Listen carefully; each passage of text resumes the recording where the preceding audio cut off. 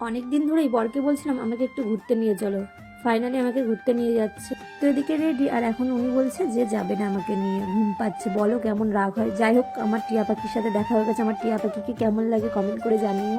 তো মেলায় ঢুকেই আগে কটা ফটো ভিডিও এগুলো ক্লিক করে নিয়েছি। আমার মতো কে কে করো এমন কমেন্ট করে কিন্তু জানিও। কি বলছি, কিছু কিনে দিবি আমাকে? টিয়া পাখি তো এক কথাই উত্তর দিয়ে দিল যে আমার কাছে টাকা নেই। যাই হোক, ছাড়ো, বাদ দাও ওর কথা।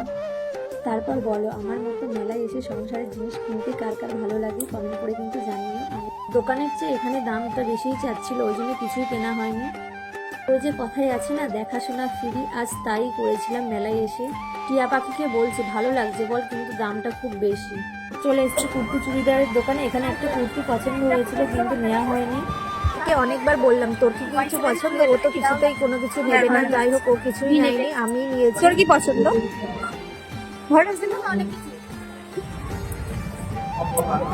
এদিকে আমাদের সাথে সাথে তোমাদের দাদা ভাইও কিছু ঘুরে ঘুরে দেখছিল। মেয়েদের জিনিস, ছেলেদের জিনিস আছে। তুই পছন্দের কোলাকুলি গায়ের কি হয় দিয়ে তুই একটা কিছু কিনে দে আমাকে। আমাকে বলছি তুই কিছু কিনে দে তাহলে আমাকে। তুই একটা কিছু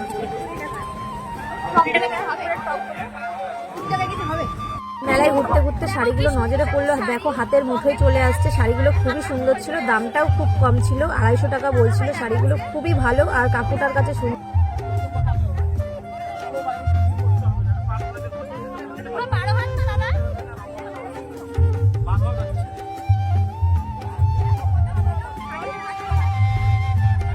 আর এই মেলাটি হলো আমাদের বনগাঁর বিখ্যাত চৈত্র মেলা।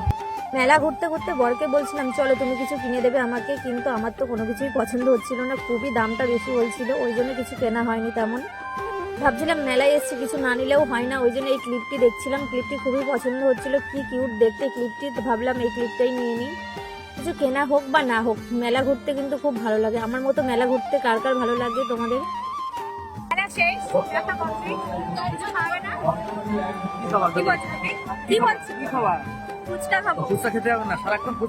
কিছুতেই আমাকে ফুচকা খাওয়াবে না, যেহেতু আমার পেটের একটু সমস্যা আছে, ওই জন্য কিছুই খাওয়ায়নি আমাকে।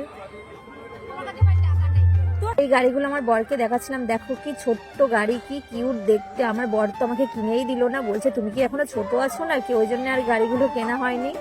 খুবই পছন্দ ছিল গাড়িগুলো।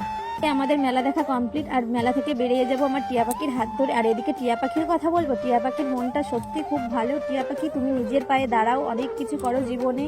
যাই হোক, টিয়া পাখির কথা বললে কোনো কিছুই শেষ হবে না, বললে অনেক বড় মানে ইতিহাস হয়ে যাবে টিয়া পাখিকে নিয়ে। টিয়া পাখি তো বলছি, টিয়া পাখিটা আসলে কে জানো? টিয়া পাখিটা আমার বান্ধবী। জীবনে চলার পথে এরকম একটা বান্ধবী দরকার হয়। আমি গর্বিত যে আমার এমন একটা বান্ধবী আছে। মেলা দেখতে দেখতে অনেকটা লেট হয়ে গেছিলো, ওই জন্য ভাবলাম যে আজকে বাইরে থেকেই ডিনারটা করা যাক। আর ঢুকেই দেখি আমরা 3জন ছাড়া কেউই ছিল না। হয়তো অনেক রাত হয়েছিল বলে তেমন কেউ ছিল না, অনেকটাই রাত হয়েছিল, 10টার পর আমরা খেতে বসছিলাম, ওই জন্য হয়তো কেউই ছিল না, আমরা 3জনই ছিলাম। যাই হোক, অনেক মজা করেছি। আমাদের ডিনারে ছিল বিরিয়ানি। যাই হোক, ভিডিওটি দেখে তোমাদের কেমন লাগলো অবশ্যই কিন্তু কমেন্ট করে জানিও। টাটা।